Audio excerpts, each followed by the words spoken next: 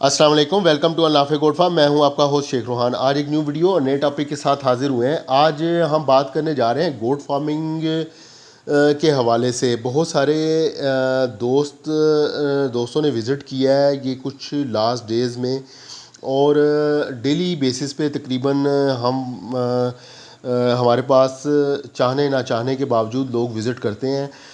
और visit basically वो दोस्त करते हैं या भाई करते हैं जो असल में गोट फार्मिंग करना चाहते हैं या as a profession goat farming को अडॉप्ट करना चाहते हैं। और उनके क्वेश्चन तकरीबन मिलते जुलते सेम क्वेश्चन होते हैं, तो हमने सोचा कि उसके ऊपर हम ज़रा थोड़ी सी बात कर लेते हैं, वीडियो बना देते हैं। बेसिकली भाइयों के पास इन्वेस्टमेंट है, पैसा है, और वो इन्वेस्ट करना चाहते हैं गोट फार्मिंग के अंदर, और उसको शुरू करना चाहते हैं और उसमें से कमाई करना चाहते हैं। लेकिन ये सारा कुछ वो करना चाहते हैं बग़ैर एक्सपीरियंस के। उनके पास ना तो कोई तजर्बा है ना कोई एक्सपीरियंस है।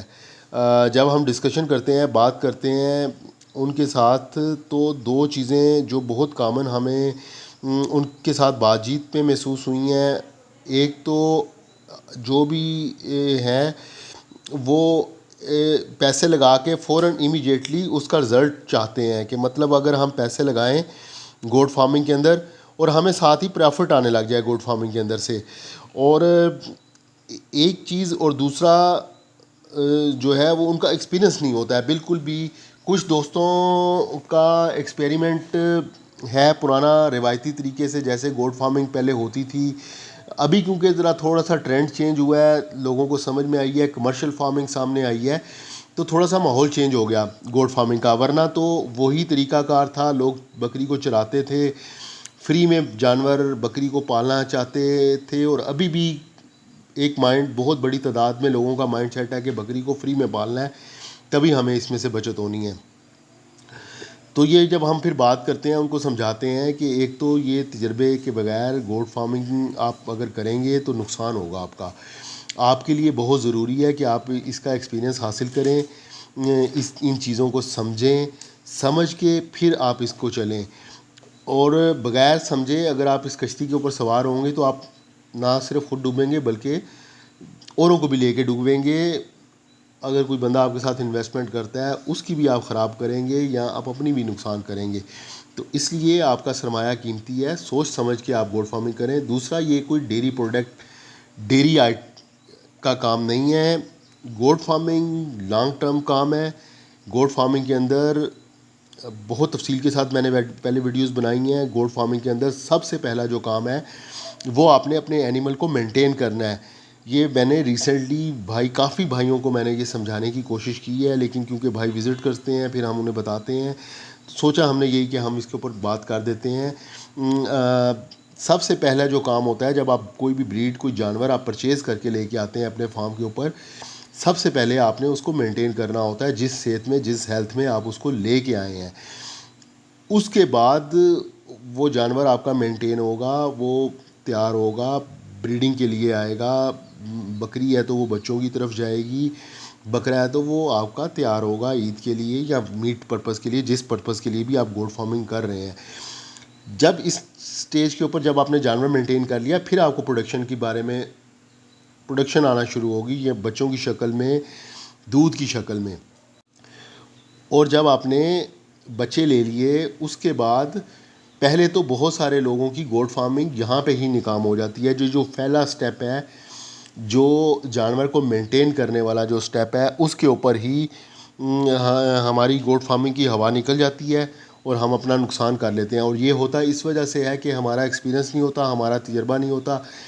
हम किसी तजर्बाकार बंदे को के साथ कंसल्ट नहीं करते हैं, ना बात करते हैं, और हम चले जाते हैं, जाके जानवर परचेज़ कर लेते हैं, डीजी खान का रुख करते हैं या कौन सी भी जगह आप जाते हैं और उधर से वहाँ से जानवर परचेज़ करके ले आते हैं। ज़्यादा तादाद के अंदर जानवर परचेज़ करते हैं, उसके बाद इंजेक्शंस का पता नहीं होता है, ना लगाते हैं। जब फार्म पे आता है तब भी नहीं कोई ट्रीटमेंट करते हैं। बाद में पीपीआर का अटैक होता है और जानवर ज़ाया हो जाते हैं, मर जाते हैं। फिर हमें फ़ोन कॉल आती है कि जी हमें लूसन दे दें। क्यों लूसन चाहिए है? क्योंकि हमारे जानवर मर रहे हैं।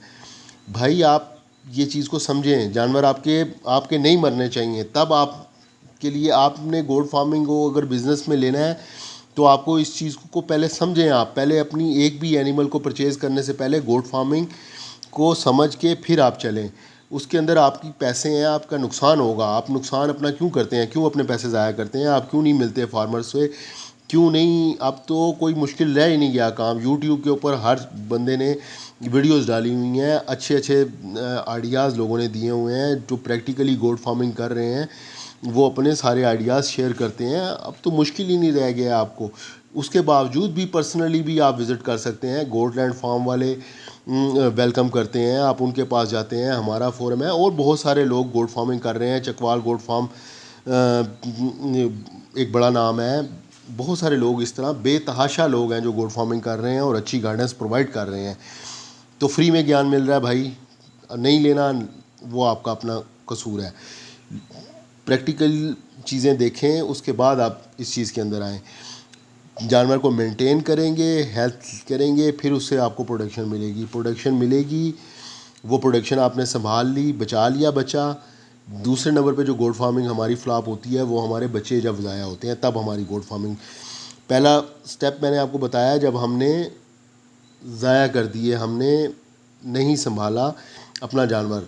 जो लोग उसमें से उस स्टेज से निकल आते हैं वो आके बच्चों में मार खाते हैं, फिर उनके बच्चे ज़ाया होते हैं, बच्चे नहीं बचते हैं। जब बच्चे नहीं बचते हैं तो फिर भी आपकी गोट फार्मिंग फ्लॉप हो जाती है। बच्चे आपके तब बचते हैं जब आप बकरी को अच्छी खुराक देते हैं, आपने जानवर अच्छे तरीके से मेंटेन कर लिया, उसकी सेहत, उसका बॉडी स्कोर आपने बना लिया, अच्छी खुराक दे दी उसको, अच्छा वंडा यूज़ करवा लिया, लूसन खुश्क इस्तेमाल करवा लिया, प्रोटीन उसका बकरी का पूरा कर दिया। फिर आपकी बकरी एक आपको अच्छे सेहतमंद बच्चे पैदा करती है, दूध अच्छा उतारती है, फिर आपके पास ब्रीड अच्छी आ जाती है।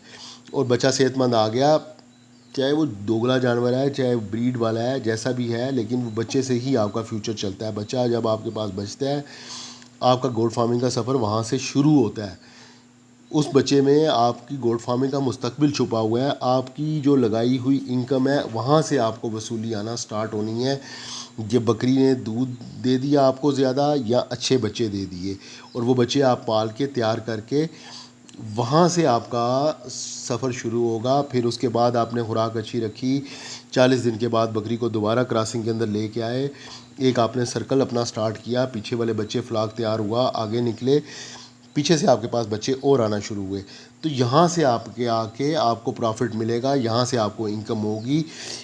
इतने सारा सफ़र आपने करके आना है। जो लोग ये चाहते हैं कि गोट फार्मिंग हम शुरू करें और रातों रात अमीर हो जाएं या रातों रात कोई जादू हो जाए, ये गोट फार्मिंग ऐसा काम नहीं है। दूसरा, ये मुलाजिम के करने का भी काम नहीं है। जो दोस्त ये मशवरा हमें कॉल करते हैं कि जी हमें जगह किराए पे ले दें, ये आपने जगह कहाँ से ले ली है, बेतहाशा हमें कॉल्स इस तरह की मौसूल होती हैं कि जी हमें ये सोर्स बता दें, कहाँ से आपने ली है, कितना किराया है। काफ़ी सारी ऐसी पर्सनल डिटेल्स पूछते हैं जो मैं यहाँ पे वीडियोस में भी मैं नहीं बताना चाहता। तो मुझे नहीं समझ आती है कि इसका क्या मैं अब आपको जवाब दूँ।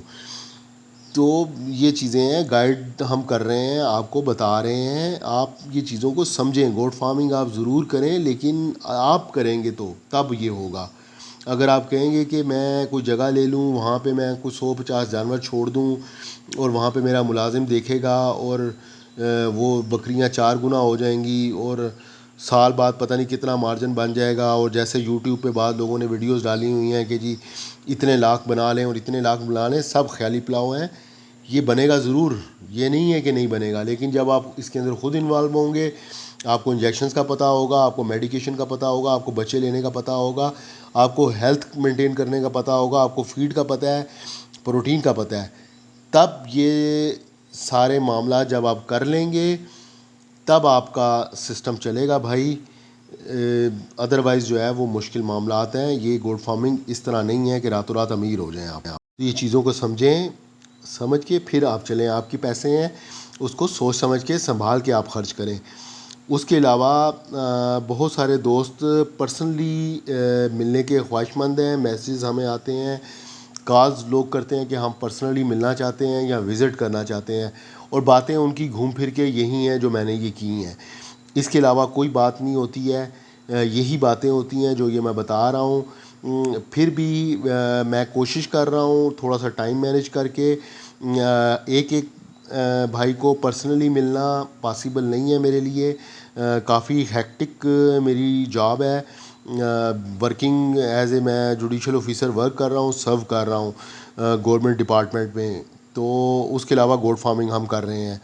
तो प्रैक्टिकली ज़रा थोड़ा सा मुश्किल काम है कि मैं पर्सनली टाइम दे सकूं, लेकिन मैं कोशिश ये करूंगा कि आप भाइयों के उससे आप इसके ऊपर वीडियो के नीचे कमेंट करें, बताएं, हम एक कोई टाइम सेटल करते हैं जिसके ऊपर मैं लाइव कॉल्स आप भाइयों की लूँगा। एक टाइम फिक्स कर लेंगे, उस टाइम के ऊपर वीकेंड्स वीकडेज़ में 1 आवर्स के लिए 2 आवर्स के लिए वो हम आपके जो भी क्वेश्चन हो आप उस दौरान अपना कॉल करें। कॉल करके आप जो भी क्वेश्चन है पूछें, वो हम कॉल लाइव चलाएंगे आपकी, ताकि जो आप क्वेश्चन पूछ रहे हैं और जो जिन लोगों के भाइयों के सेम क्वेश्चन हैं उनको भी जवाब मिल सके, और एक ही उसके अंदर सब के क्वेश्चन जो हैं वो आंसर हो सकें।